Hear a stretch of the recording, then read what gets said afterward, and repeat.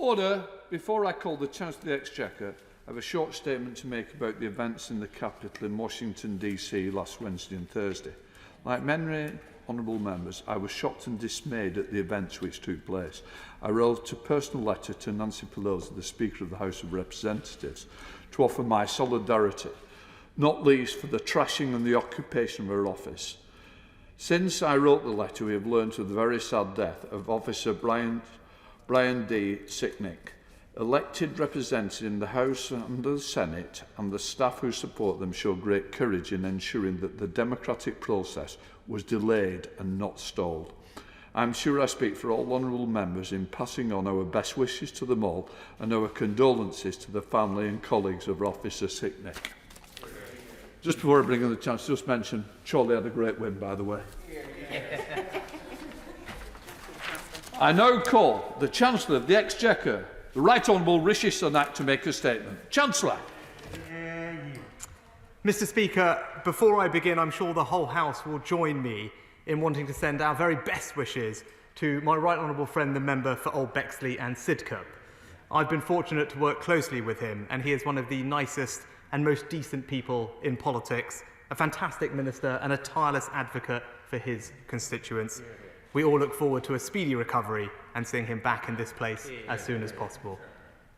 Mr. Speaker, last week the Prime Minister set out the actions we must take to control the spread of coronavirus. With your permission today, I'd like to update the House on the economic situation we currently face, the action we are taking to support the British people and businesses through this crisis, and the factors influencing our outlook. Mr. Speaker, as the House knows well, coronavirus has already caused significant harm to our economy. The scale of this impact bears repeating. GDP fell by 18.8% in the second quarter of 2020. And while the economy grew as the country opened up over the summer, it remained 6.1% smaller than it was before the crisis. The OBR's November forecast showed GDP falling again in the final quarter of last year, and also forecast the largest fall in annual output for over 300 years. Even with the significant economic support we've provided, over 800,000 people have lost their job since February.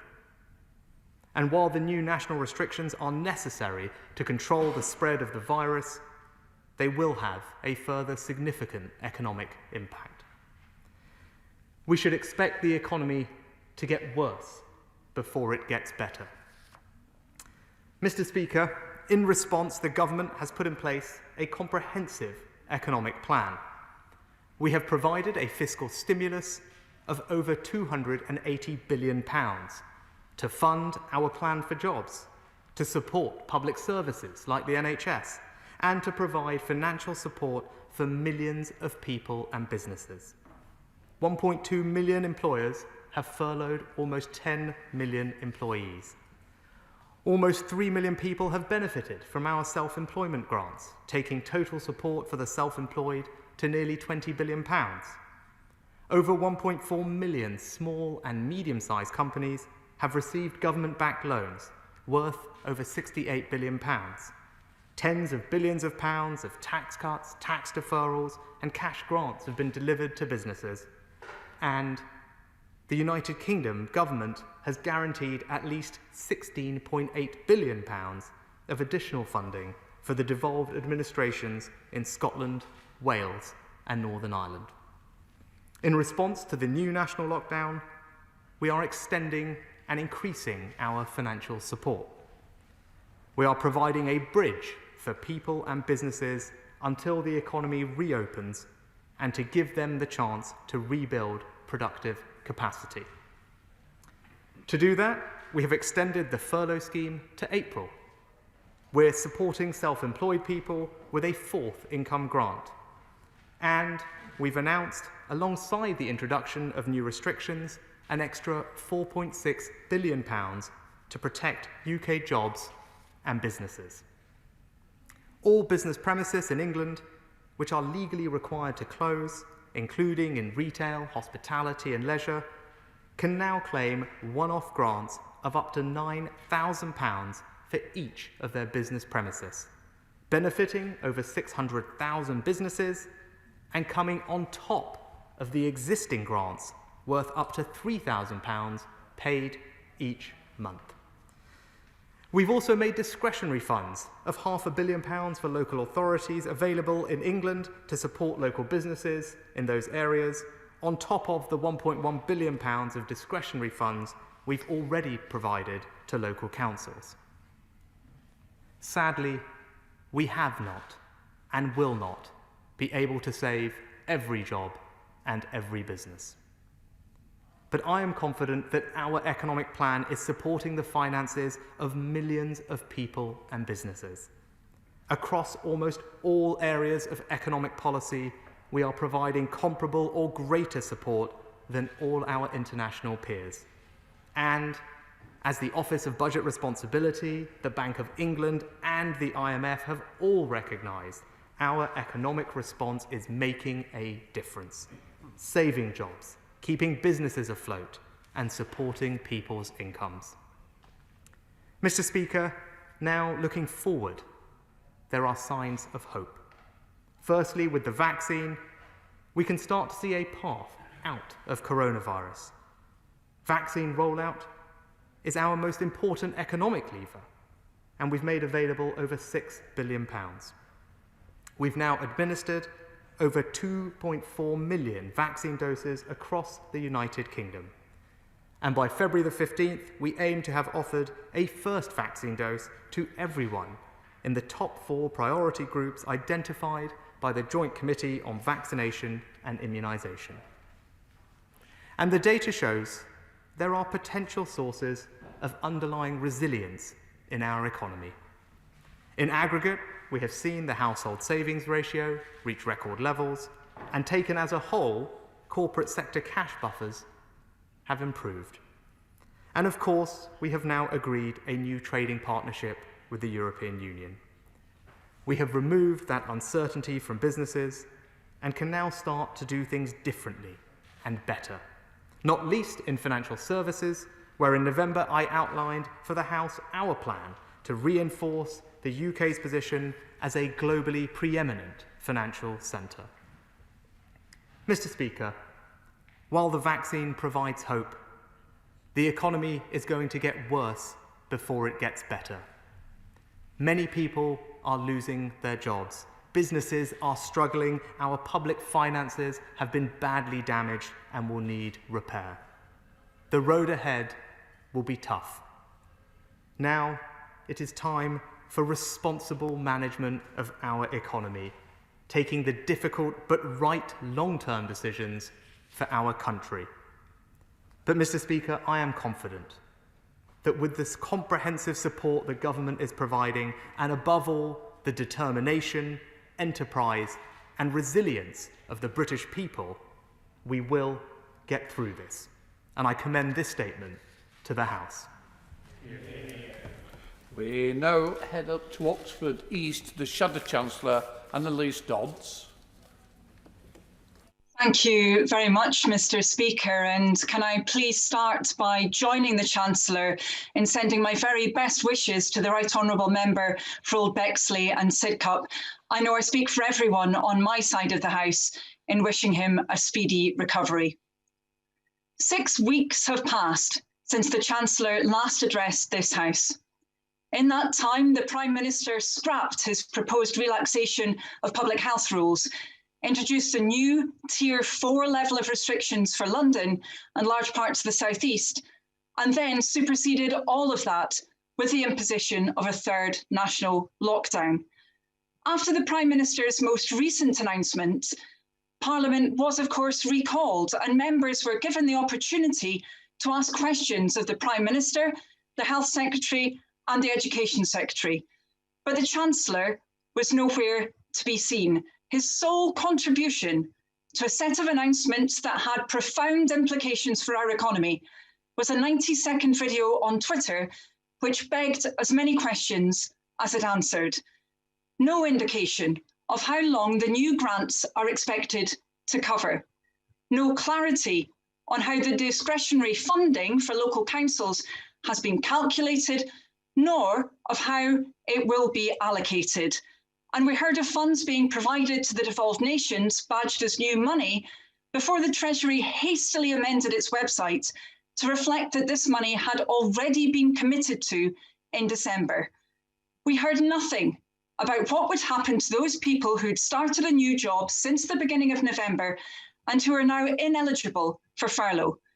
We heard nothing about what level the fourth grant for self-employed people would be set at, nor when that grant will be made available. We heard nothing for those people who've been excluded from government schemes right from the very start. And we heard nothing about what the Chancellor will do to fix the broken system of support for self-isolation. I was relieved to hear this morning that the Chancellor had undertaken to address the House today, but I deeply regret that having last year blocked measures that would have helped to protect the NHS and secure our economy, today the Chancellor appears out of ideas, urging us to look towards the sunny uplands, but providing nothing new. The purpose of an update, Mr. Speaker, is to provide us with new information, not to repeat what we already know. In addition, the Chancellor just now gave a highly partial picture of the state of our economy, talking of a rise in savings, but not mentioning that over 5 million people are estimated to have taken on over £10 billion in debt just to get through the last year. Talking of corporate cash buffers, but not mentioning that City experts have predicted there will be over £100 billion in unsustainable corporate debt by the end of March. The Chancellor needs to acknowledge the reality of the crisis we face, a crisis made worse by his government's irresponsibility, with our economy having suffered the worst recession of any major economy, and he needs to act accordingly. So can I ask him to respond to those questions which businesses and workers desperately need answered? Will he update the furlough scheme to reflect the dates of this current lockdown? When will he set out the new incentive scheme he promised to provide for businesses which will now not receive the job retention bonus? When will he provide details on the next self-employment income support scheme? What does he say to people who've been excluded from government support schemes from the very beginning and who still aren't helped by today's announcement? How long will businesses have to make the new one-off grants last for? When will councils find out how the new discretionary funding will be allocated and on what basis it has been calculated? Does the Chancellor believe that those who are classified as clinically extremely vulnerable should be automatically eligible for furlough if they can't work from home? When will he fix support for those self-isolating when the evidence for change is overwhelming? When will his much vaunted Operation Birch actually start to deliver for struggling manufacturers?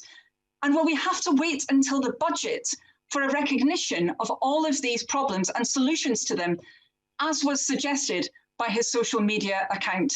Mr. Speaker, we had all hoped for a more optimistic start to 2021 than a new national lockdown and yet more uncertainty about the future. But the people of Britain understand that they have to make sacrifices. They're doing their bit for the national effort while the vaccine is rolled out. They're fulfilling their side of the bargain. The Chancellor must fulfil his. Chancellor. Mr. Speaker, thank you, and let me also thank the honourable member opposite for her response, and in particular her comments about my right honourable friend from Old Bexley and Sidcup, which I appreciate. I think it is right, Mr. Speaker, where possible in this House, that we do acknowledge those areas, those many areas, in fact, where there is agreement on both sides of this House. For example, on wage support, on business support, on loan guarantees, on funding for critical public services, on tax deferrals, tax cuts, on support for renters, support for homeowners, on support for job creation, retraining, skills, on support for children learning at home, on support for the self-employed, on support for the NHS, on support for the vaccination rollout, and indeed on testing. I could go on, Mr. Speaker. The truth is, politics aside, there is in fact significant unity of purpose in this place. To protect the most vulnerable, to vaccinate our people as quickly as possible, to reopen our country, and finally, to rebuild and begin the process of recovery. Given this agreement, whilst it is right to acknowledge the difference in degrees and emphasis that the honourable member opposite poses, it is clear that on the fundamentals there is in fact little disagreement. Mr. Speaker, to turn to the honourable member's specific areas of concern. With regard to the formula for the local authority grants, I can tell her, as was also, I think, published, that the formula for the additional £500 million will be the same as the £1.1 billion that was issued shortly before the end of last year.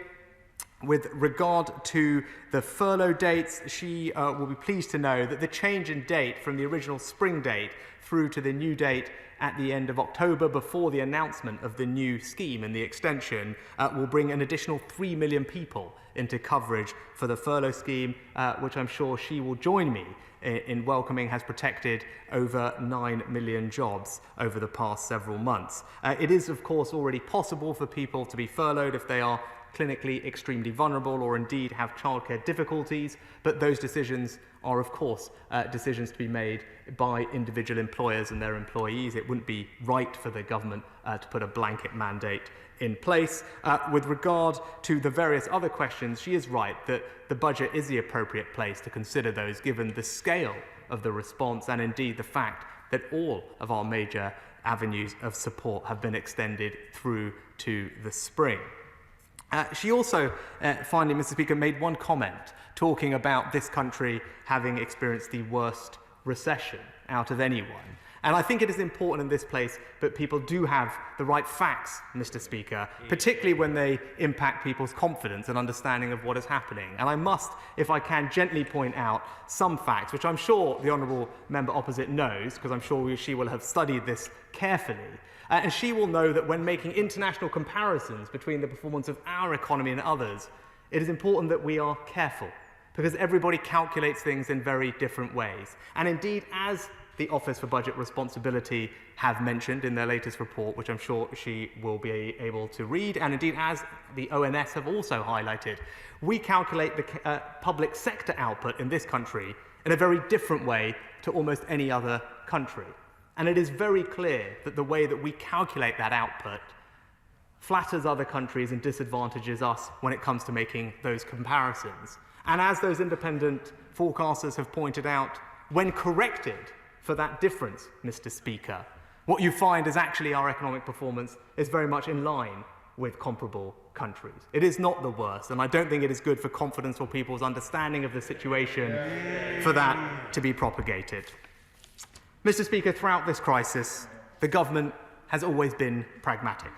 When changes must be made, we have made them, and when help has been justified, we have always provided it. And Mr. Speaker, we are now so close to the end of this difficult period for so many people that I would ask the honourable member opposite at this time to recognise that the national interest is best served by our cooperation, not partisanship. The vaccine rollout is the most important priority of this government and provides us with the path of getting out of this, protecting people's health and releasing the restrictions that are hampering our economic recovery. That should be our focus. I know she will agree with me on that, and it is in this spirit, in the best traditions of this House, that I hope we will be able to see out this crisis in the coming months. Senator Horwich with Sir Bernard Jenkins. Sir Bernard. And can I thank my right honourable friend for his statement and indeed welcome the continuation of these vital measures to support British business through this further period, while keeping an eye on hospitality sector and small businesses which are continuing to have a very hard time and may need extra help. But could I just invite him to recall how we had to put VAT onto energy saving products before we left the European Union because of European Union rules. And having struck VAT off sanitary products, can we now look at other opportunities to use our freedoms now that we've left the EU to strike VAT off energy-saving products like solar panels and home insulation in order to promote the greener recovery that we want to see emerging from this crisis? Chancellor. I thank my right honourable friend both for his advice and helpful information about the hospitality industry, which he provided to me over the winter period, which has been very helpful in formulating our response, and I thank him for it, and also appreciate his thoughts on future tax policy, which he will know remains for budget. But he's right to emphasise the importance of our green recovery, and which is why I was very pleased to make sure we can fully fund with £12 billion the Prime Minister's 10-point plan for a green recovery, of which ensuring we upgrade our buildings' efficiency with regard to heat and energy is a key part, with over £1 billion put aside for that, but I will bear his further thoughts in mind. Right, let's head up to Scotland to SNP spokesperson Alison Thewlis. Alison Thewlis. Thank you, Mr. Speaker. I thank the Chancellor for finally gracing us with his presence and for once not redacting his statement. And I suspect that's perhaps because there's so little in here that's actually new. What's also missing is the additional £375 million he promised to Scotland as additional money on the 6th of January, lauded by the Tories in Scotland before the Treasury backtracked, edited their press release and decided Scotland's businesses were not entitled to the £9,000 English businesses will receive. So I asked the Chancellor, why? Businesses are still struggling with debt and the loss of income, so will he extend the English business rate holiday to allow Scotland to do the same? And will he continue the reduction in VAT to assist those in the struggling hospitality sector? The Chancellor acknowledges the 800,000 jobs lost, but not his role in the loss of those 800,000 jobs and the uncertainty that his stop-start furlough has caused. So will he commit to extend the furlough and the self-employment support scheme for as long as is necessary? No more arbitrary stop-start. And still, Mr. Speaker, the gaps remain. Freelancers, limited company directors, those refused furlough, pregnant women who've lost out, as well as those in annual PAYE and newly self-employed. So I asked the Chancellor, will those now submitting tax returns be included in the self-employment support scheme from the 31st of January? Hundreds of thousands of people are counting on being able to do this. Will he extend the £20 increase in universal credit, and will he finally expand this to include those on legacy benefits who have seen no increase over these past months? Will he increase the pitiful level of statutory sick pay? Mr. Speaker, I've said for months now that we will not be out of this crisis quickly, and I'm sad to have been proven right. And on top of this, Brexit is causing chaos for Scottish exporters trying to get their goods across the border. It is no wonder, Mr. Speaker, that Scotland is looking on at this shambolic Westminster government and deciding in poll after poll that independence offers a brighter prospect for our future than more of the same old Tory austerity. Chancellor. Mr. Speaker, I'm happy to address very directly the point about funding for Scotland and perhaps clear this up. Now, in recognition of the very difficult circumstances that devolved administrations were grappling with, as are we all during this crisis, the UK government made an unprecedented decision to provide an upfront funding guarantee to provide certainty and clarity for the Scottish Government so that it could make plans in advance of individual announcements being made and the appropriate Barnet sums being made available at that time. That was something that the Scottish Government, I think, had asked for, and it was something that was welcomed. It is also now clear, though, that the Honourable Lady Opposite seems to think that is not a good thing, because the point about doing that is provide upfront certainty, but it's still also right to keep a tally on the various announcements as they are made about the additional sums that they do trigger for Barnet, which will net against that guarantee, and then over time the guarantee will be adjusted. Now, if I'm hearing from the Honourable Lady that she would prefer not to have upfront funding guarantees and actually prefer the system of only knowing Barnet consequentials on an announcement-by-announcement basis, then she should please write to me and let me know. But in aggregate this year, £8.6 billion in upfront funding guarantees have been made available for the Scottish Government, of which the most recent announcement did trigger Barnet consequentials will net off against that guarantee, and over time, as we have done, that guarantee will be increased over the year as new announcements are made. It's also, as far as I understand, Mr. Speaker, I'm not quite sure, if I could tell from the Honourable Lady's response, if businesses in Scotland have been offered an additional grant of up to £9,000 to help them get through the next few months. And perhaps she can clear that up for Scottish businesses, because that's what the UK government is providing for businesses here in England, and that money has been made available to the Scottish government through the guarantee, and of course we look forward to seeing how they use it. But it's also important, Mr. Speaker, this is not just about Barnett consequentials. We have always adopted a UK-wide approach to our support, and whether it's the furlough scheme, or the things we've done on VAT, or supporting people into employment, or indeed our loans, many businesses and people in Scotland have been supported. Because, Mr. Speaker, this is one United Kingdom government, and we will make sure that we provide support for our citizens in every single part of it. Tom Hunt. Mr. Speaker, the hospitality in Ipswich certainly welcomes the grant support that you announced last week. That is very welcome. But I must say that about a month ago I held a virtual roundtable event with the hospitality sector in Ipswich, and it was probably one of the most sobering virtual meetings that I've taken part in since this pandemic started. It was very sad to hear about the extreme anxiety they have. They've poured their whole life into those businesses that they're working with, and there is still concern even now. So will my right honourable friend confirm that he will be reflecting on what further support might be provided ahead of the budget? And I talk specifically about the potential extension of the business rates holiday throughout 2021, and also the support on VAT, because there is a light at the end of the tunnel. But when we go into that much better place, I want to make sure that the Brickmakers Arms, the Kingfisher, the Belstead Arms, the Poole Social Club, the California Social Club, which I'm now a member, and as stakeholders, I own part of it now, I've become a member, are there with us. Because Order. It's going to be short. We've put you on early to make sure that you can get things mentioned, but you can't make a speech to a question. I think that's more or less, we've got the drift of it, Chancellor.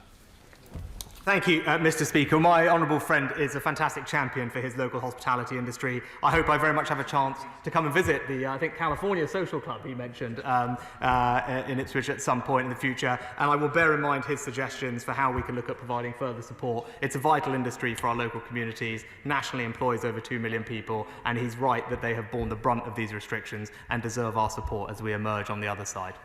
Let's head up to Scotland with Christine Jardine. Christine Jardine.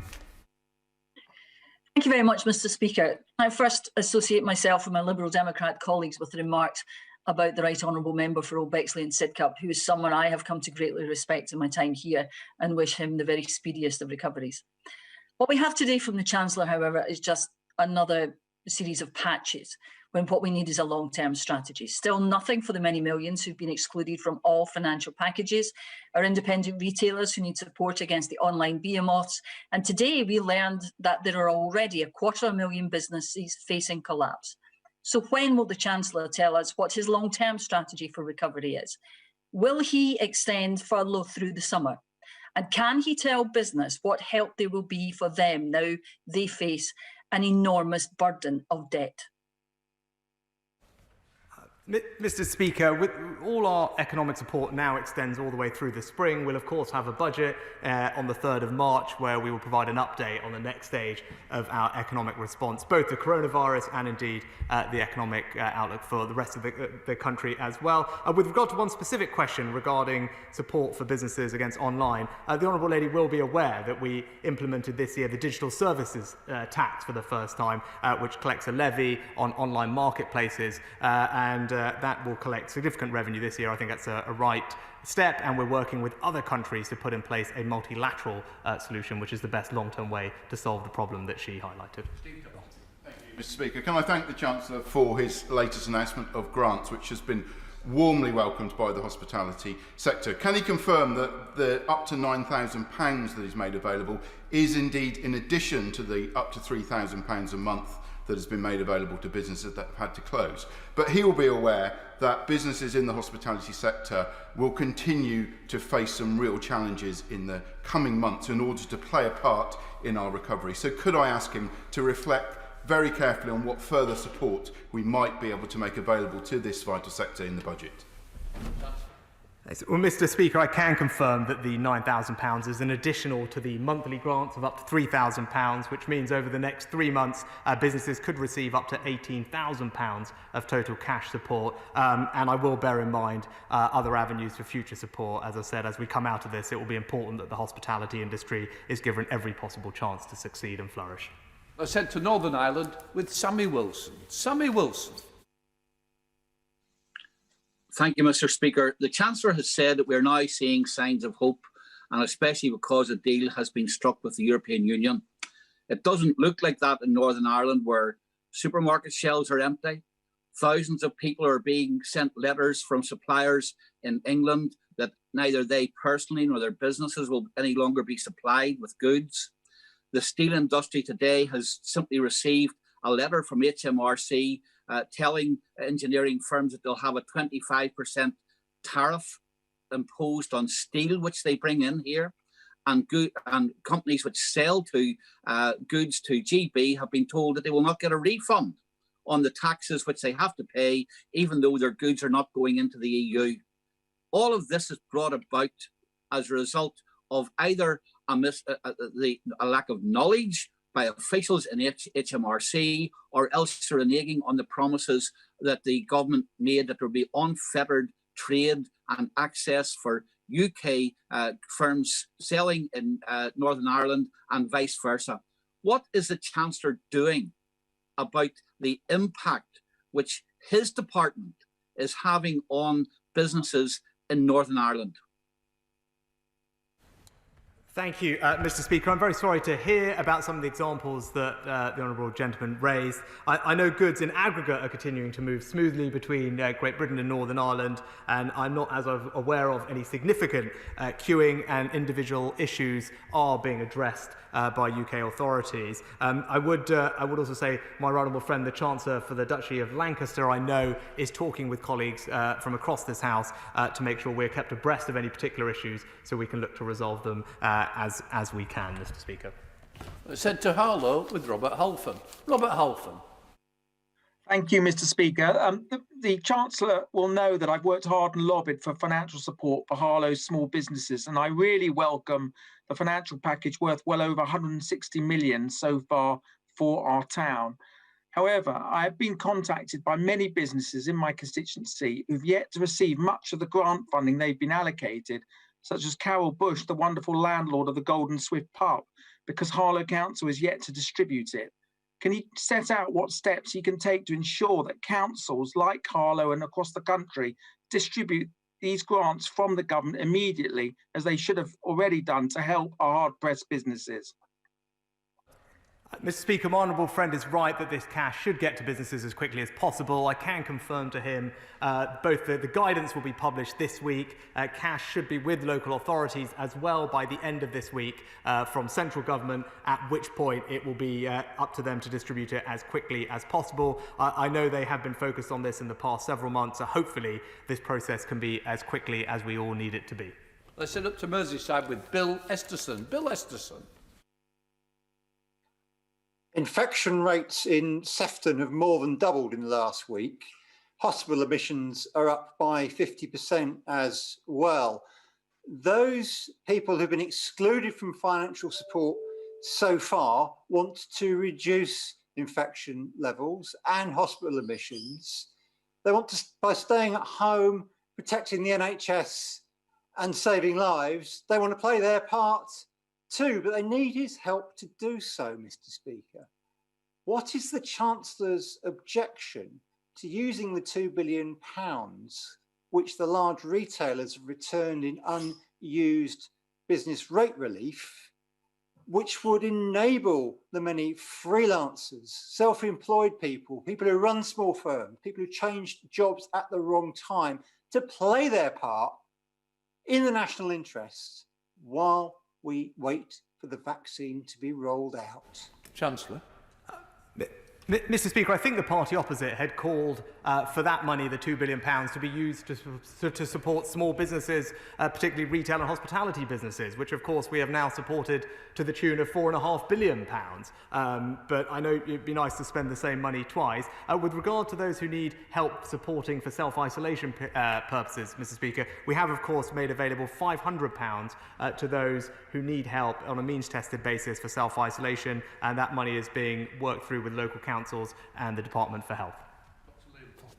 Mr. Speaker, given the state of public finances and as we look to the post-COVID recovery, can I ask my right honourable friend to resist any calls in his forthcoming budget for increases in public expenditure?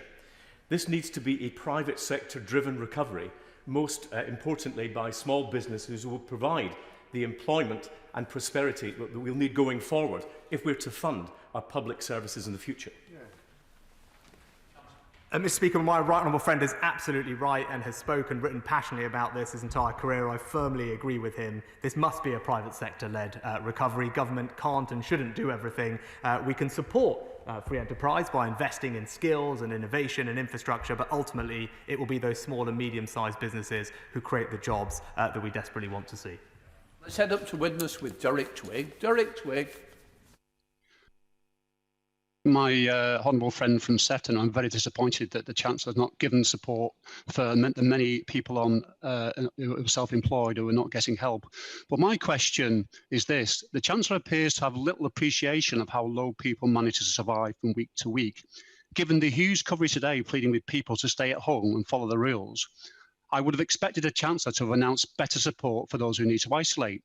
Mr. Speaker, the fact remains that some people who should be isolating will go into work because they are struggling to put food on the table or pay their heating bills and cannot afford to lose any income.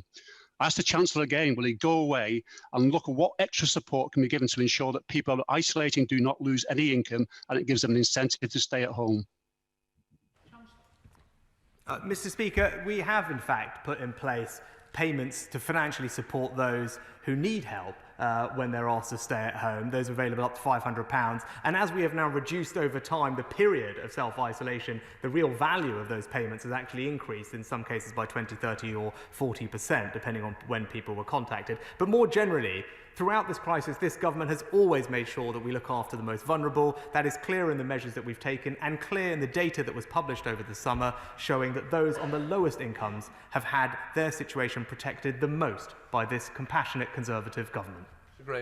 Thank you, Mr. Speaker. In normal times, a successful British aviation sector supports 1 million jobs in this country. Will the Chancellor look urgently at what can be done best to ensure a rapid recovery for the sector heading into the summer?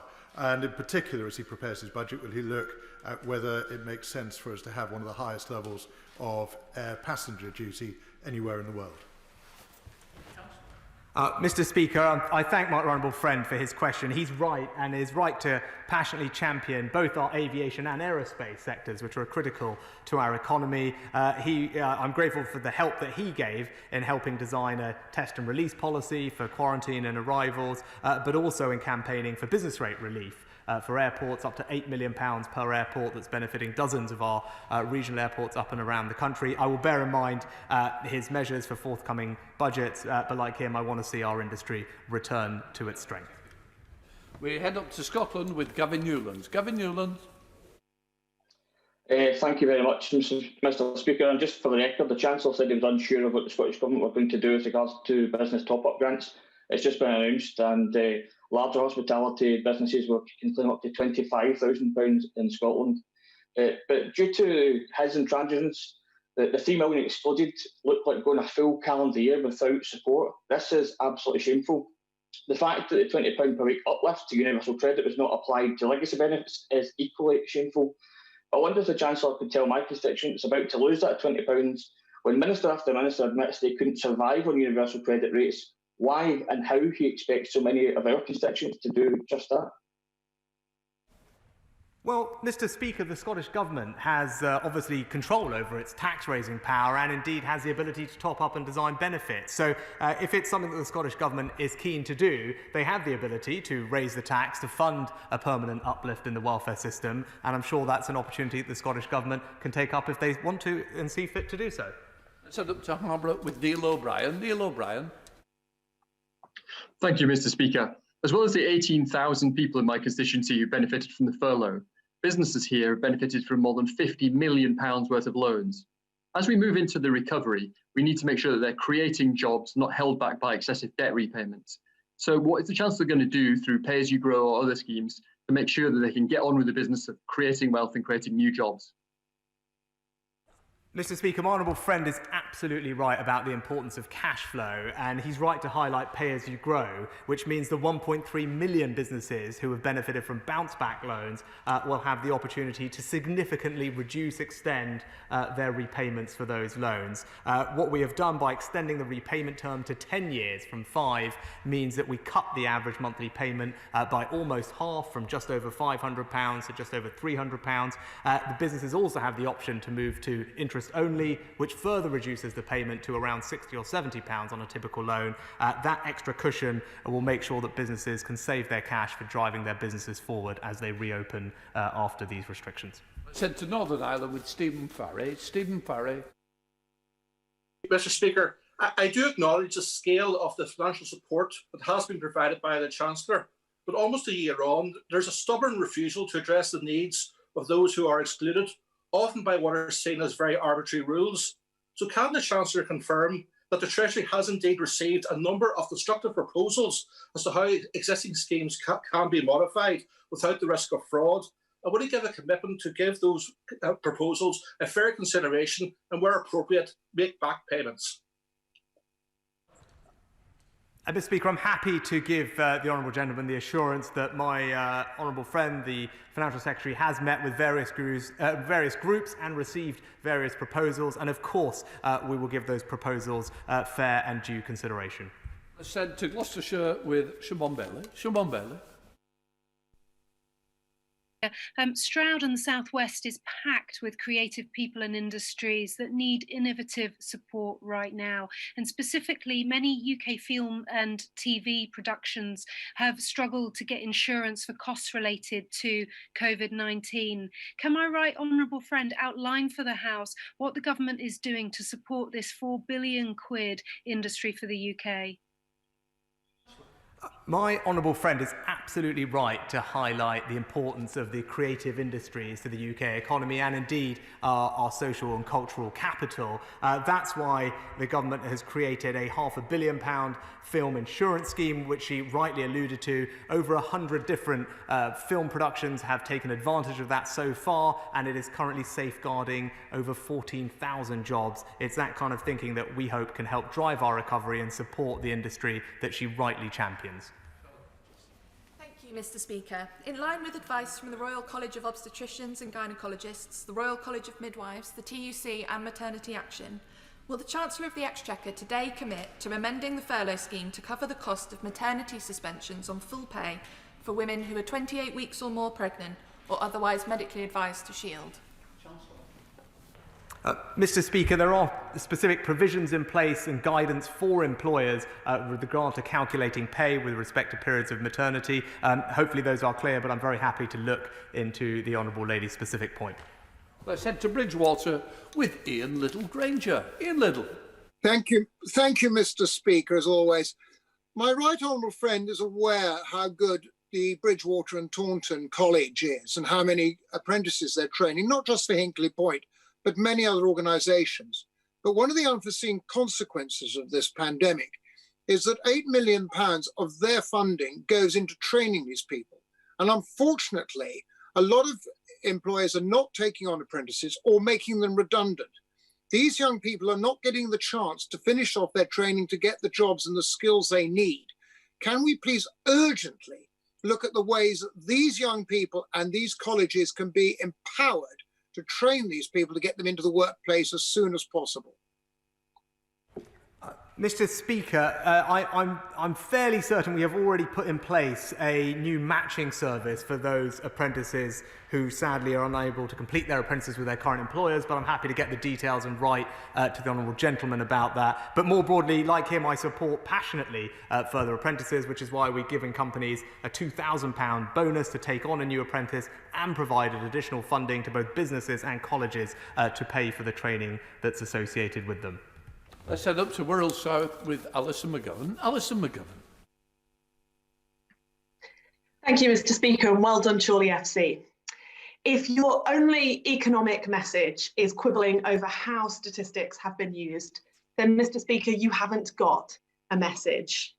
So now that the Chancellor is here with us, can I ask him if he thinks that there is so much unity of purpose, as he said, does he really stand by the plan to cut £20 a week from universal credit and to maintain the cruel two-child policy?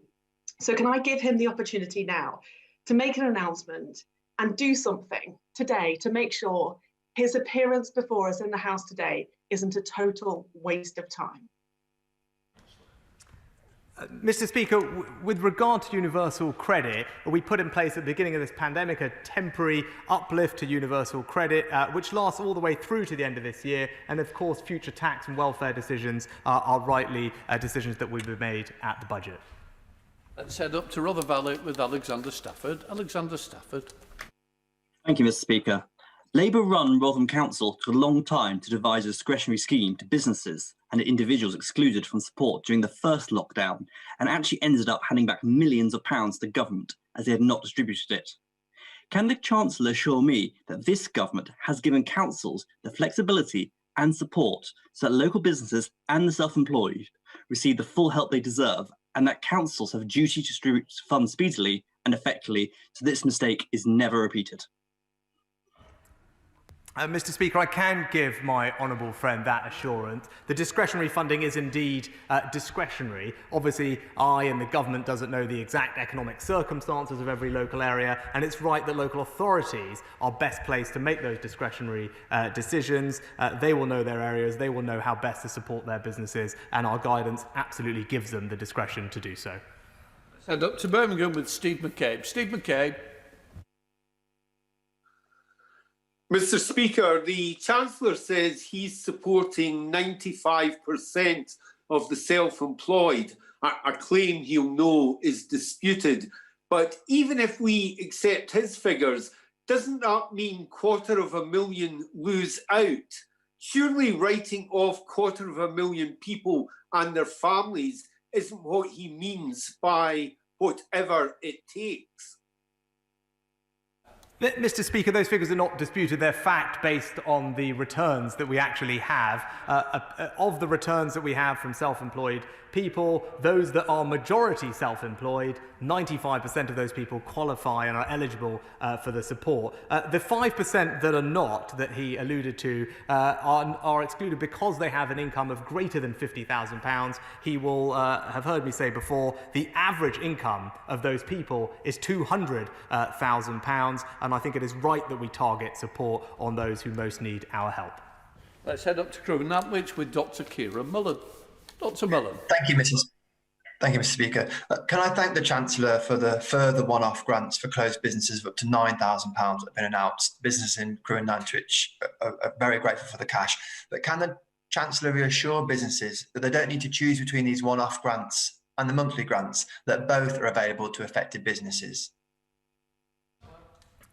Mr. Speaker, I'm happy to confirm from my honourable friend that that is absolutely the case. They don't have to choose. They will continue to benefit from the monthly grants of up to £3,000 a month. But on top of that, to help them get through this difficult period through to the spring, they can additionally receive a one-off grant of up to £9,000, which means cumulatively over the next 3 months, businesses could receive up to £18,000 of support. I know his businesses will warmly welcome that. He's spoken to me at great length about supporting his local hospitality industry, and I hope that this helps. Let's head up to Orkney in Shetland with Alistair Carmichael. Alistair Carmichael. Thank you, Mr. Speaker. The Chancellor's assertion that the Prime Minister's trade deal means that businesses can now start to do things differently and better will have been heard with total incredulity by anyone whose business involves the export of seafood. The new procedures for export are a bureaucratic mess that has brought export trade to a grinding halt. One local fish trader told me this morning that a single consignment now has to go with no fewer than 17 different attachments, and another told me on Friday that he had lost £50,000 on a single consignment that he had been unable to export. What is the Chancellor going to do to offer help to fish exporters to get them through this very difficult time? Difficult because of DEFRA's own rules and procedures.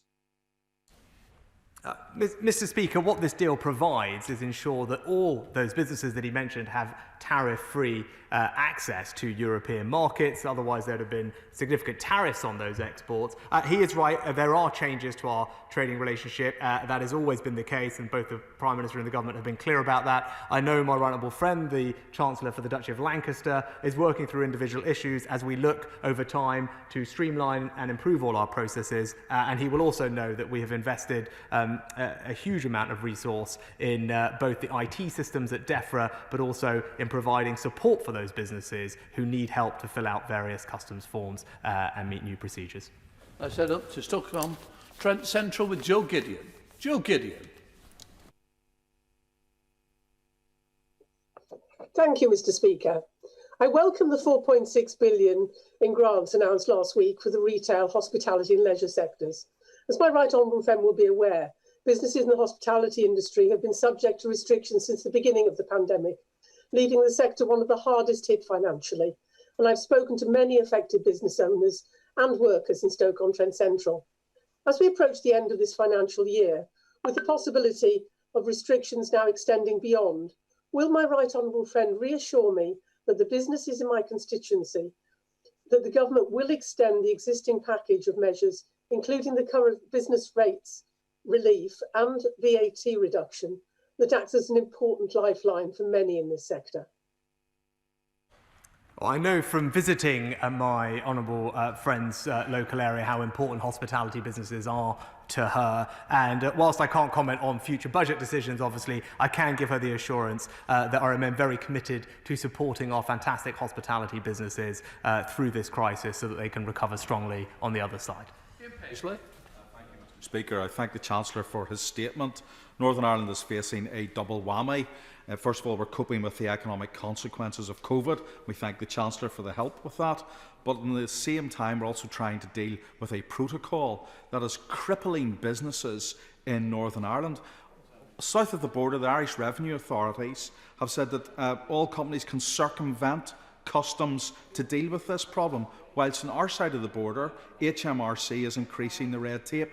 This protocol, Mr. Chancellor, is an unmitigated disaster. PPE equipment can no longer get into Northern Ireland. Foodstuffs can't get into Northern Ireland. M&S have produced a list of 400 goods that they won't bring into Northern Ireland. We now must invoke Article 16, and I would encourage the Chancellor to do that. And I'm sure the Scot Nats are delighted they don't have a protocol now. Chancellor. Thanks. Mr. Speaker, I thank my honourable friend for his question and also for registering with me some of those issues. I know that he and other colleagues are speaking to the Chancellor of the Duchy of Lancaster about individual issues, and I will be sure to follow up with him later today. He will know, and I hope it's helpful, that we funded with £200 million a trader support service, which is helping businesses in Northern Ireland adjust to the new arrangements. And I think 25,000 at last count had signed up, and I know that the response has been pretty good, but there's always more we can do, and I'll look forward to talking to the Chancellor of the Duchy of Lancaster later. Let's head to Wiltshire with Dr. Andrew Murison. Dr. Andrew Murison. Mr. Speaker, the Treasury has done really well supporting businesses and jobs in this crisis, but directors of small limited companies are many of the people who will ultimately be paying for the Treasury's support. So what can be done? Perhaps using a version of the FSB's suggested Directors' Income Support Scheme to help prevent hard-working linchpins of our economy on modest incomes taken as dividends falling through the cracks. Mr. Speaker, of course, we always will give fair and due consideration to any proposals that we've received, and indeed, my honourable friend, the Financial Secretary, has met and received the proposal, and of course, we will go through it in detail. Patrick Grady. Thank you, Mr. Speaker. Musicians and performers in Glasgow North have already been excluded very often from his support packages, and they'll find it difficult to look towards a brighter future when they then hear that the government has failed to negotiate visa-free touring for them across the United Kingdom. Many of us have been warning that Brexit would simply compound the economic crisis caused by the pandemic, and this kind of decision seems to be proving the point, doesn't it? Mr. Speaker, we've provided significant support to our cultural industries, and I think it's right that we highlight the contribution they make both to our society but also to our economy. I struggle to find any other countries who have matched the £1.5 billion of support we've provided, which has now gone out, I believe, to over 3,000 different cultural institutions, supporting the livelihoods and local institutions that indeed cover performing arts like musicians, and we know that they'll play an important part in our recovery. Thank you, Mr. Speaker. There are businesses in my constituency in Pembrokeshire that only made it through to the end of 2020 because of the outstanding support and intervention by this UK government. And the funding support that the Treasury has provided for the devolved administrations has been a key part of that. But does my right honourable friend share my concern that at the same time as businesses in my constituency tell me they feel shut out of the Welsh Government Business Support Grant Scheme, it does appear that Welsh Government are sitting on around £1 billion of unallocated funding support? Does he agree with me that this is not a moment for holding back support and we do need to be getting it to the front line, especially for small businesses? Madam Deputy Speaker, I thank my honourable friend for the question. He's absolutely right. We must try and get our cash support out to businesses as quickly as possible. They are suffering as we speak. The Welsh Government has been provided with over £5 billion in an upfront funding guarantee, and he is right to highlight the importance of that money getting out to support the local businesses that he knows are so important to driving the future prosperity of the Welsh economy. And we go to Kate Osborne. Thank you, Madam Deputy Speaker.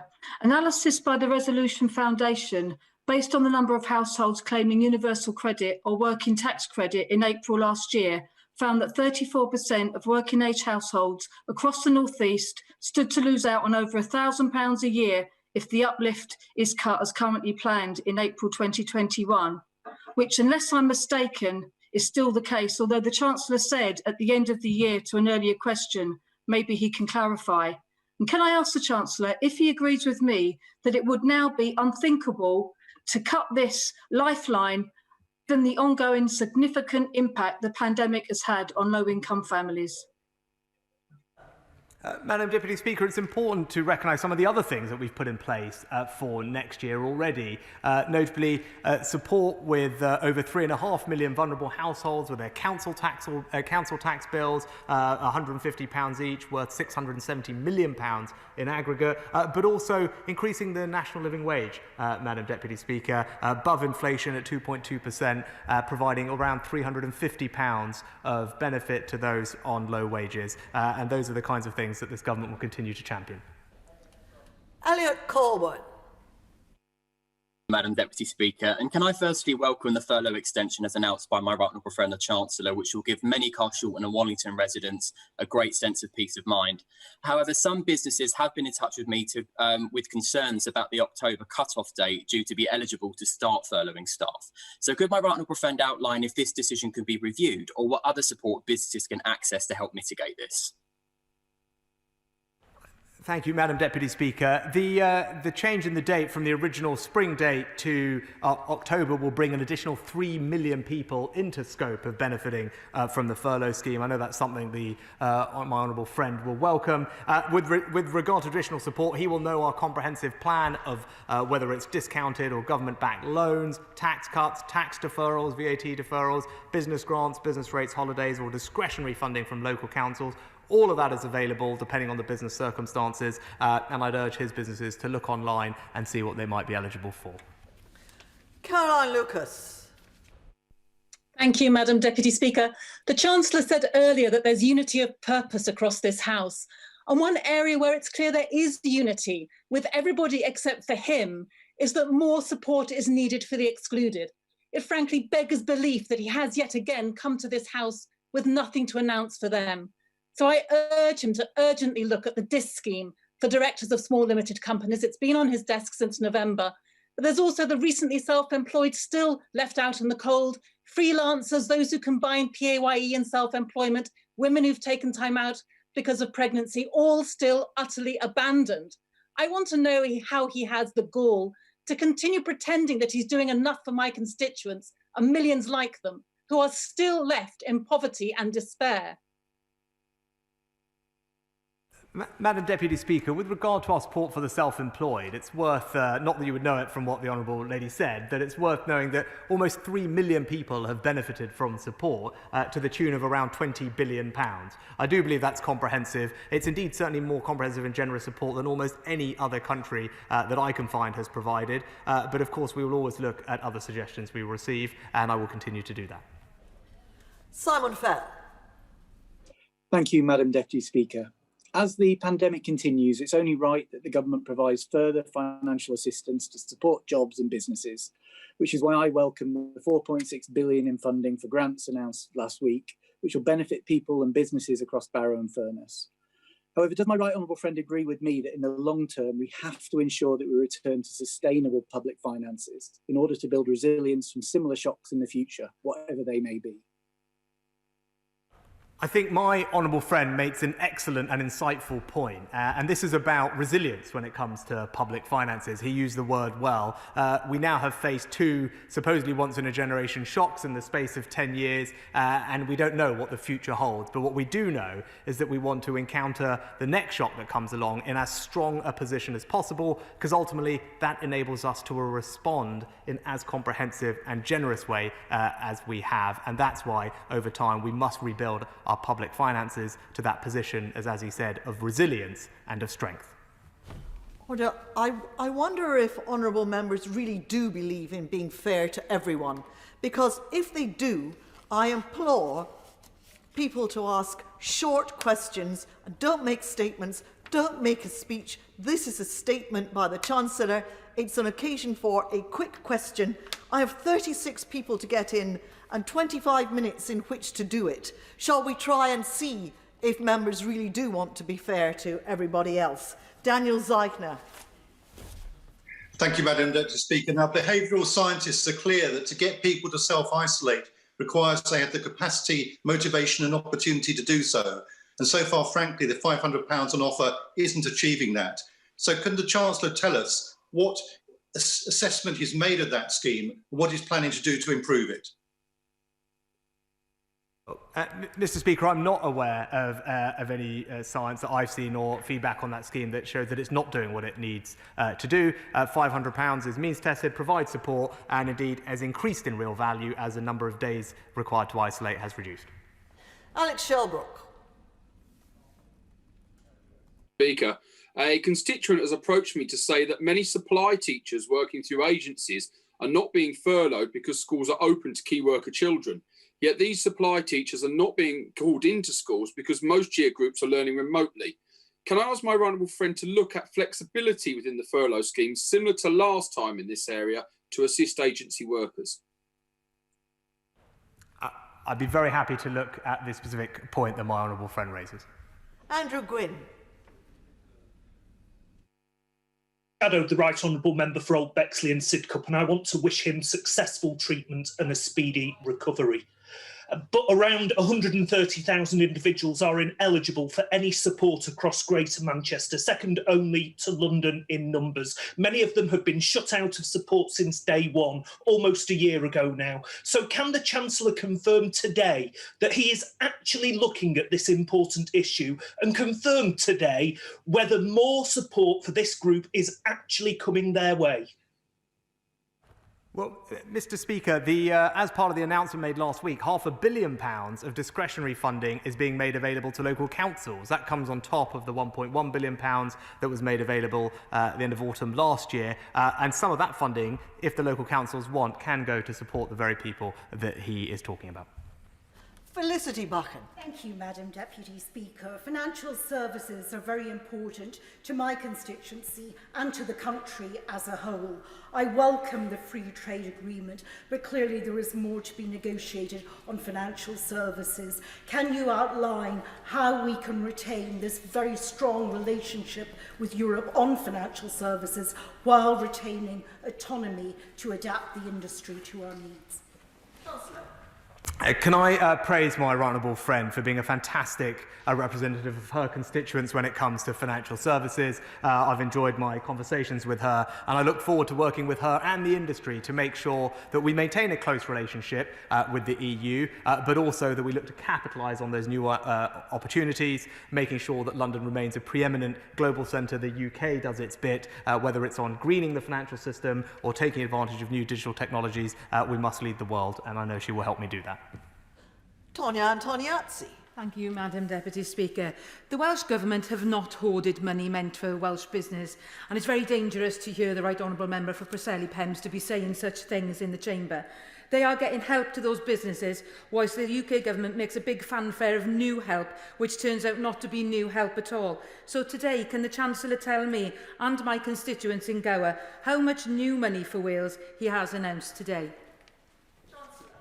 Mr. Speaker, I'm happy for the Honourable Lady to refer to the answer I gave earlier, but if she would prefer that rather than give upfront funding guarantees, that certainty to devolved administrations, that she would prefer to return in a pandemic to piecemeal funding by announcement, then she should please write to me and let me know. But the Welsh Government has received, I think, over £5 billion in upfront funding guarantees, and as we make announcements, it's right that we highlight the amount of additional Barnett funding that flows from those announcements, so that can be netted off against the guarantee. Andrew Selous. Thank you very much, Madam Deputy Speaker. I'm delighted to learn that local authorities will be receiving the additional cash at the end of this week. Could I please ask the Chancellor to do everything possible to help local authorities get that money out of the door as quickly as possible to help businesses cash flow? I agree with my honourable friend about the importance of speed. We try and keep the guidance the same, and that helps local authorities. Indeed, the guidance for the £500 million discretionary will be the same as the £1.1 billion, and that will help local authorities. They should have the cash by the end of this week at the latest, and then I agree with him, I urge them to get it out as quickly as possible. Leila Moran. Madam Deputy Speaker, as in many places, local pubs and bars in Oxford, West and Abingdon are on their knees. One of my constituents, a bar owner, told me that her business is slowly going under and that she stands to lose everything. The £9,000 is, of course, welcome, but the concern is will delay rather than stop them from going under. So will the Chancellor step in and save our locals by scrapping the rateable value cap for pubs, allowing them to access the Retail, Hospitality and Leisure Grant Fund, offer rent holidays during times of enforced closure, and guarantee now to extend the furlough scheme for as long as it is needed? Madam Deputy Speaker, I think the Honourable Lady makes a good point about the importance of our local pubs. There is no rateable value cap on the grants. That was the case in the earlier iteration in the spring, but the latest grants are actually done by rateable value, and they are eligible for businesses with a rateable value in excess of £51,000. And of course, they also benefit from business rates holidays, so I hope that helps. But I share with her sympathy for the industry. I know it's difficult, and we must do what we can to help them. Gary Sambrook. Speaker, the Chancellor will know that the furlough scheme and the self-employed scheme has helped protect many millions of jobs across the UK and many livelihoods across the Birmingham Northfield constituency. But as he said, unfortunately, not every job is going to be able to be protected during this pandemic. And so can he outline the measures he's taking across government to help support those who find themselves unemployed? I can give my honourable friend my assurance that the government's #1 economic priority remains jobs and trying to help people into employment. To that end, we've created various schemes and put billions of pounds towards them, whether it's doubling the number of work coaches, the Restart scheme for the long-term unemployed, or indeed our Kickstart scheme to help 250,000 young people at risk of unemployed find new work with government-funded jobs. And I look forward to working with him and delivering all of those vital initiatives. Kirsty Blackman. Thank you. A number of people are still in childcare vouchers schemes rather than having moved to tax-free childcare. There's a number of those who at the start of the pandemic did not realise how long the impact would last, and now they've racked up large balances that they will not be able to spend before their child no longer needs wraparound childcare. Would the Chancellor please look at those people who have got this large balance and consider putting in place some flexibility, or asking employers to put in place some flexibility because they've ended up in this situation through no fault of their own? I'm not familiar with the specific details that the Honourable Lady is raising, but I can see the logic of what she's saying if I follow it correctly, but I'll happily have a look at it and write back to her. James Daly.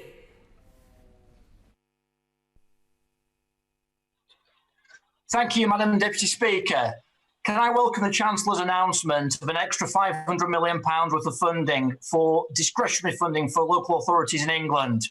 Can my right honourable friend confirm that councils have absolute discretion in the use of these monies, including, if they so choose, the provision of grants to self-employed workers or sole traders whose businesses are based at their home address? I can give my honourable friend the assurance that these grants are meant to be discretionary. It's for local authorities to make the decisions at their discretion as to how best to support their local economies. The guidance for this should remain the same as it was before, and I do believe that gives local authorities the discretion they need. Afzal Khan.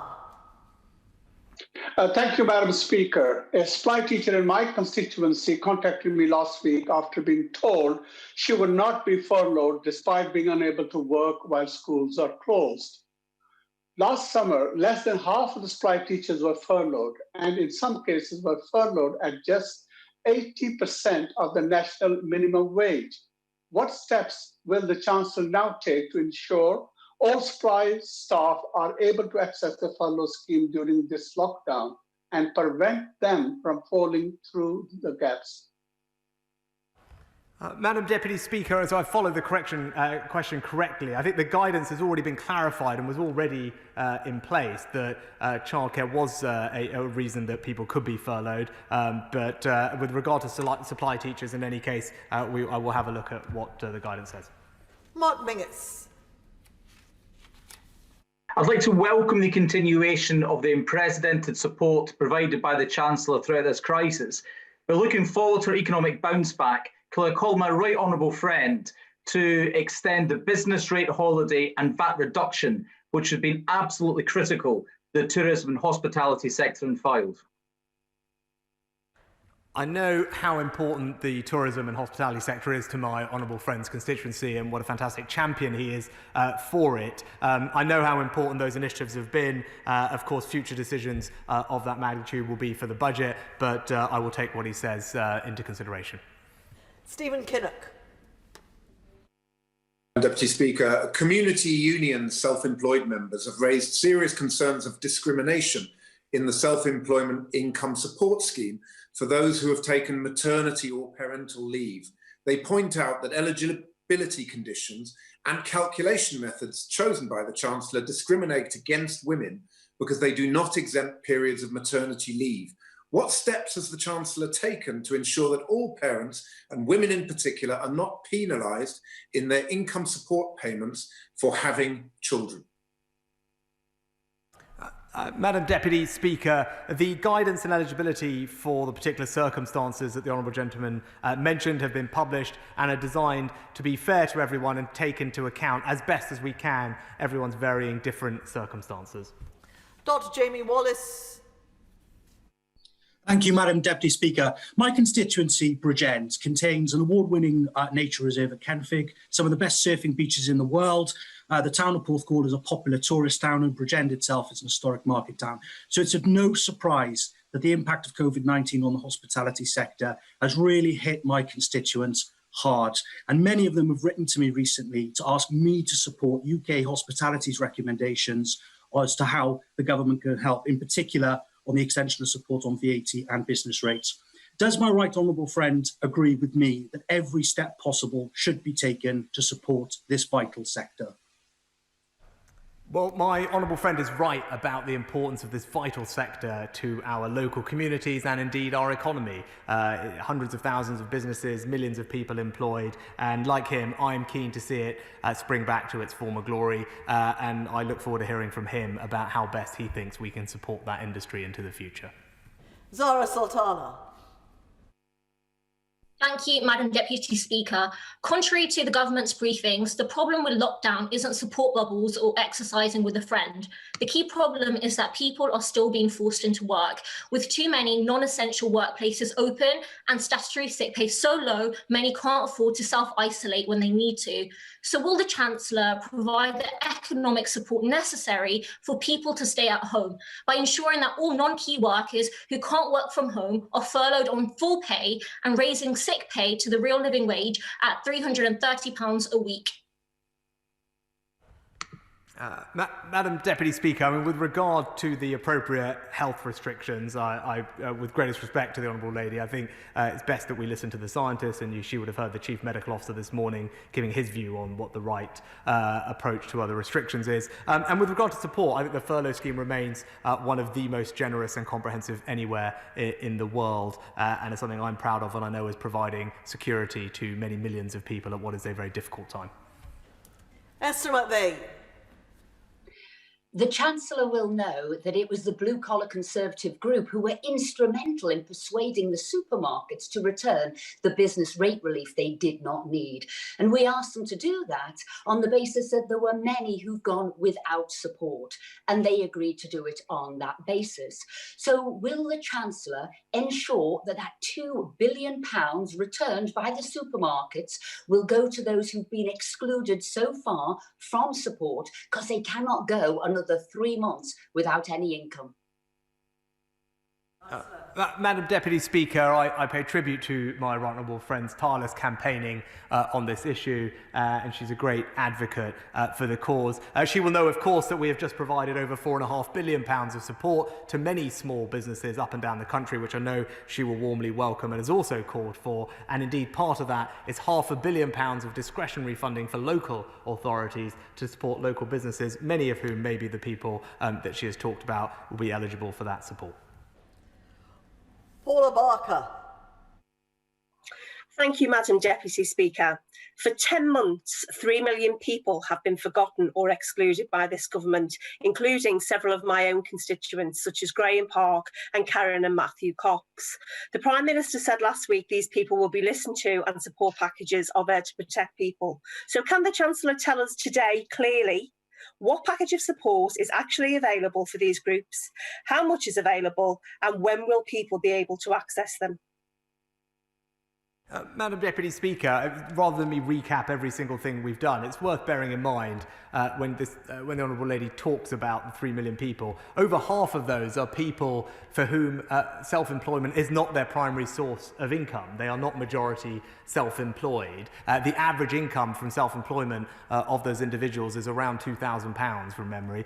So it is actually the case that many of the other things we have done will be of more significant support to them. Indeed, the majority of those are actually employed and then can benefit from our furlough scheme. So I think it's not right to say that they have received no support. There's a range of things we've put in place in different ways, and many, many people are benefiting from them.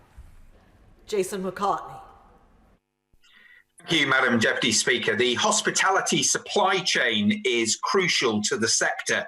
The food and drink producers, the dairies, the breweries, the wholesalers, and many more. Will the Chancellor look at extra support for the hospitality supply chain, such as with VAT and business rates, so that when the vaccine allows hospitality to reopen again, there is a supply chain there to support them? My honourable friend is right about the supply chain, and he will know much of that supply chain also supplies the on-premises trade as well as the off-premises, so they will have some trade during this. But he's right that we must ensure it's there for the recovery. They will, of course, benefit from our furlough scheme, which is very comprehensive in its eligibility and very generous. But I thank him for his points and will, of course, bear them in mind. Let's see if we can go a bit faster to try and get everybody in. Hannah Bardell. Thank you very much, Madam Deputy Speaker. The Young Women's Trust found that because of COVID, 1.5 million women are losing income. 69% are claiming benefits for the first time. Half of young mums are unable to keep or find employment because of childcare costs, and a third won't report sexual harassment for fear of being fired. So can the Chancellor tell me how his government can possibly continue to justify the 5-week wait, have statutory sick pay at a disgracefully low £94 a week, and exclude many female business owners from help? Will he take proper action for women who are bearing the brunt of this pandemic? Madam Deputy Speaker, all the support that we've put in place is indeed blind to gender, and no one is excluded on the basis of gender. I don't think it's fair to suggest otherwise. And indeed, one of the reasons I've been so keen to try and support the hospitality industry throughout this and encourage people to be able to go back to it when it was open was because of the social justice aspect, and it's an industry that disproportionately employs women as well as other groups that we want to try and see protected, and that will remain why it's a very important industry to me, and we must get it back to its former glory. Marco Longhi. Thank you, Madam Deputy Speaker. So, while politics is played with narratives around council tax increases, can the Chancellor confirm that the most important thing right now is support for local authorities to deliver public services in constituencies like mine in Dudley North? Will the Chancellor outline the steps the Treasury is taking to deliver this support, please? Well, Madam Deputy Speaker, my honourable friend is right. We have provided over £3 billion of additional funding for local authorities next year to help them get through coronavirus in different ways. And then within their day-to-day budgets, an additional £300 million of adult social care grant. And they are seeing one of the highest core spending power increases in a decade. With regard to the political points he knows that others are trying to make, it's probably worth bearing in mind that under the last Labour government, council tax rose on average about 6% every year. So far under this Conservative government, since 2010, it has risen just over 2%. Carla Lockhart. Thank you, Madam Deputy Speaker. The Chancellor will share my desire to see economic recovery right across the United Kingdom, and I thank him for the support provided to sustain businesses in this difficult time. However, in addition to COVID-related challenges in my constituency, businesses are being hampered in trading by the chaos created by the Northern Ireland Protocol. Our local haulage company reports protocol-related difficulties costing their business an additional £48,000 last week. Another business in my constituency is being hit by 20% VAT on bicycle parts. Our second-hand car industry is facing wipeout because of the VAT margin scheme. The protocol spells economic harm for business and consumers in Northern Ireland. What is the Chancellor and his government going to do to remove the barrier to economic recovery and to free and unfettered trade within the United Kingdom? Madam Deputy Speaker, I'm sorry to hear about the various examples that the Honourable Lady has given. I hope that the Trader Support Service can be of some assistance to her small and medium-sized businesses. It's something that we funded to the tune of about £200 million to provide that support for the changed circumstances, and I know 25,000 companies have already signed up and are benefiting from quite speedy support. But of course, I will keep a review and make sure that it's doing what it needs to. Kate Griffiths. Thank you, Madam Deputy Speaker. I thank my right honourable friend for providing grants of up to £9,000 to businesses which are forced to close due to these new national restrictions. I know those businesses in retail, hospitality and particularly the pub industry in my constituency of Burton and Uttoxeter are very grateful for this safety net. Will my right honourable friend continue to review the support available to them to ensure their long-term survival and growth as we come out of the pandemic? Madam Deputy Speaker, I can give my honourable friend that assurance. Hospitality is such an important sector for our local communities and indeed our national economy. I can't comment on future budgets, but I will bear what she says in mind, and she can rest assured that I will do what I can to support the hospitality industry and make sure they can drive our recovery. Mary Kelly Foy. Thank you, Madam Deputy Speaker. Last week, the Chancellor graced members of this House with a 90-second video on Twitter announcing support for the retail, hospitality and leisure sectors. While I look forward to him delivering the budget on TikTok, these gimmicks leave businesses in the dark through a lack of scrutiny. So now that he has been freed from Twitter's time limits, would he be able to tell struggling businesses in my constituency just how long they need to make these grants last? Well, Madam Deputy Speaker, the grants that we've put in place are one-off but can help businesses through to the spring. But they will, of course, additionally continue to receive the monthly grants of up to £3,000 a month that will be paid throughout, which means over the next 3 months, for example, a business could receive up to £18,000 in cash support. And we will, of course, as the Honourable Lady said, have a budget before that time elapses on the 3rd of March, at which point we will set out the next stage in our economic response to coronavirus. Conor Burns. Madam Deputy Speaker, my right honourable friend the Chancellor knows not least from the conversations he had last November with businesses in my Bournemouth West constituency how heavily our local economy depends upon the hospitality sector and how hard hit they have been.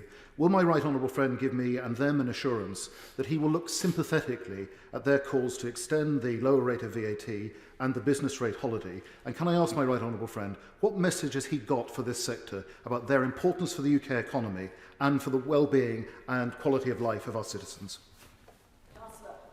Well, I thoroughly enjoyed my conversation with my honourable friend's local businesses, and he mentioned exactly the right point, quality of life. This is not just about our economy and indeed about jobs. This industry is so vital for our well-being, and it brings spirit and life and vitality to our local communities. He can rest assured I will want to continue supporting the industry as I have done in the past, and of course I will bear what he says in mind for future budgets. Liz Twist. Thank you, Madam Deputy Speaker. A failure to make the £20 uplift to universal credit permanent would have a disproportionate impact on families across the North East, which has the highest rate of unemployment and the second highest rate of child poverty. Will the Chancellor now commit to make that £20 uplift permanent? Madam Deputy Speaker, the Honourable Lady, who I have a lot of respect for, mentioned 2 things, unemployment and child poverty. We know that the best way to ensure that children don't grow up in poverty is not to grow up in a workless household, and indeed the rates of poverty amongst children who are not in workless households is 5 times lower, and indeed removing unemployment is the best and surest, most sustainable way out of poverty, which is why this government has backed with billions of pounds our various initiatives to support people into work, which I know she will support, whether that's the Restart scheme, the Kickstart scheme, doubling the amount of work coaches, increasing the incentive for people to take on new apprentices. Those are all the surest ways to help people out of poverty, and that's why we're committing billions of pounds to that end. Well, we're officially out of time, but I will keep this running for a few minutes longer if people will really just be decent and be quick, because there are 2 more items of business here, and it's simply not fair on other people later in the day if this item of business takes too long. Caroline Noakes. Thank you, Madam Deputy Speaker. Retraining opportunities are going to be crucial as part of our economic recovery.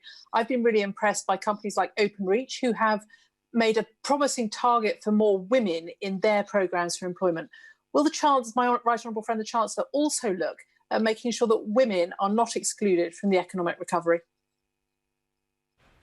Well, my right honourable friend is absolutely right, and I've enjoyed my conversations with her on this particular topic. And we want to make sure people can find new opportunities, which is why we have funded companies with bonuses to take on new apprentices, for providing a universal entitlement to a level 3 qualification for the 37% of our adult population that doesn't have one, sadly, but also traineeships, which she would know about, which provide young people with a start into a work experience and then a job interview. Those are all the kinds of things that help people find economic opportunity, and we will make sure that women benefit equally from all of those.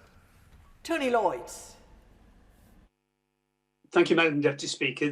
Amy Pearce, Director of the small company in my constituency, was doing well until the pandemic, but since then, the turnover has dropped by 40%, but her costs haven't.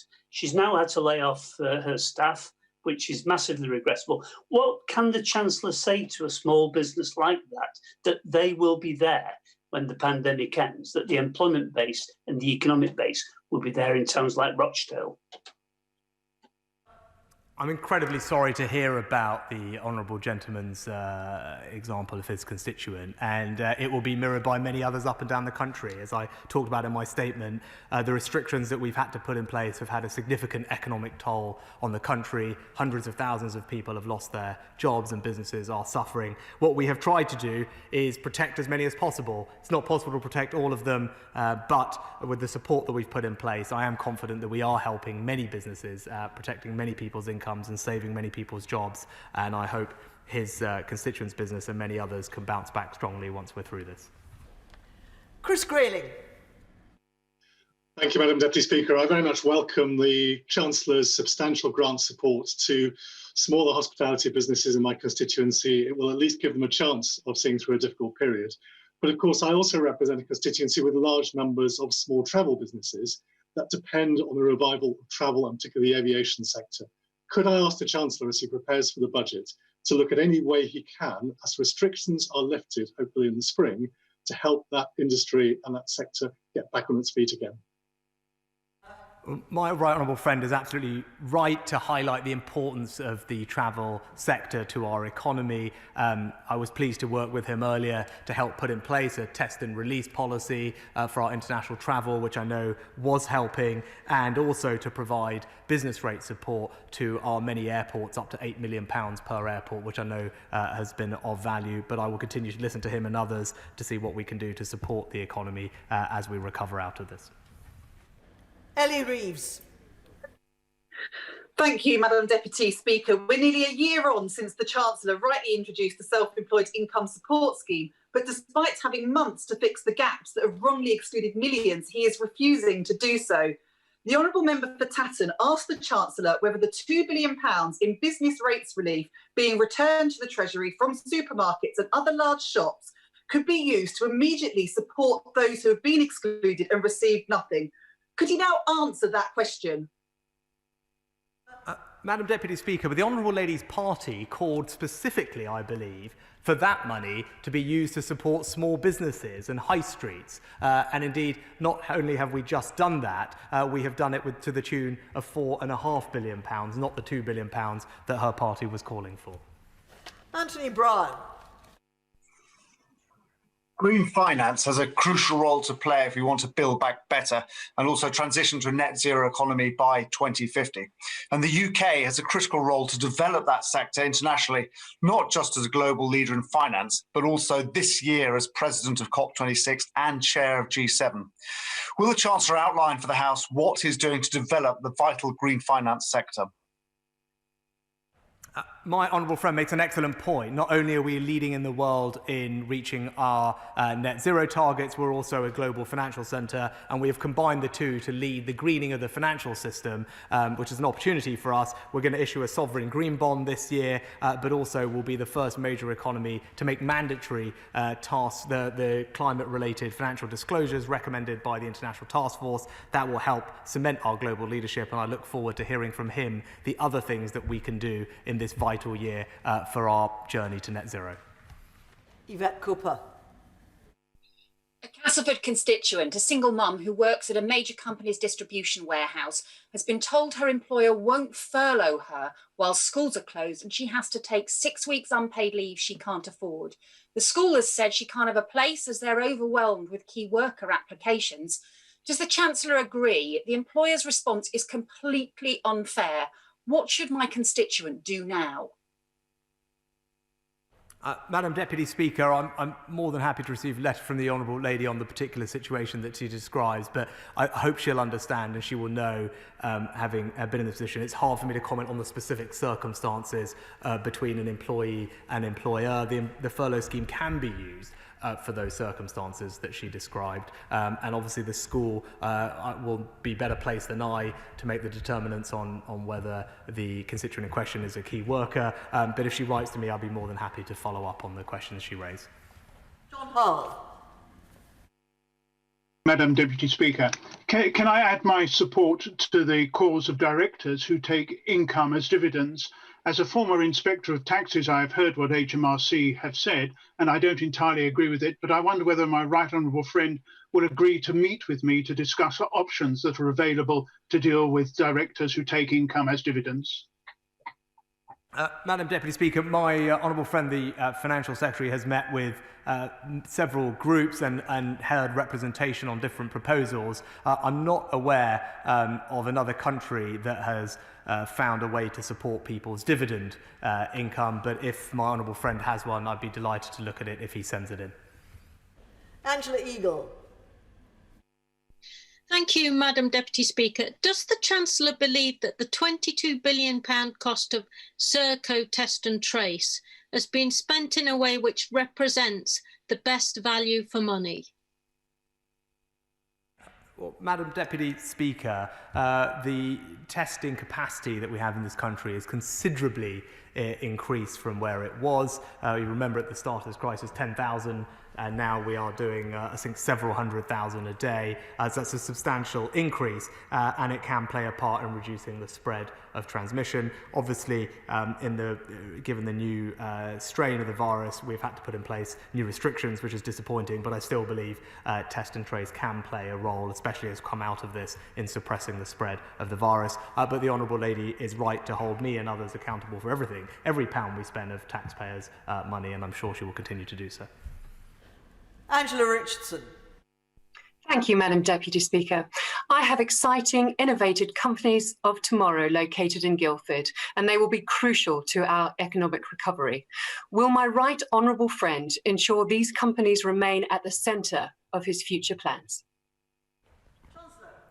My honourable friend is right. Our innovative companies are a great strength of the UK economy compared to others, and they will help drive our recovery. That's why we put in place the Future Fund, which was an unprecedented intervention to help 1,000 of our fastest growing startup companies with match funding. Innovate UK also made available £500 million of additional grants and loans through their innovation schemes. And most recently, we've committed extra funding for our startup loan scheme next year. Taken together, it's a significant vote of confidence in those innovative companies, and I look forward to hearing from her other ways that we can support them to help drive our recovery.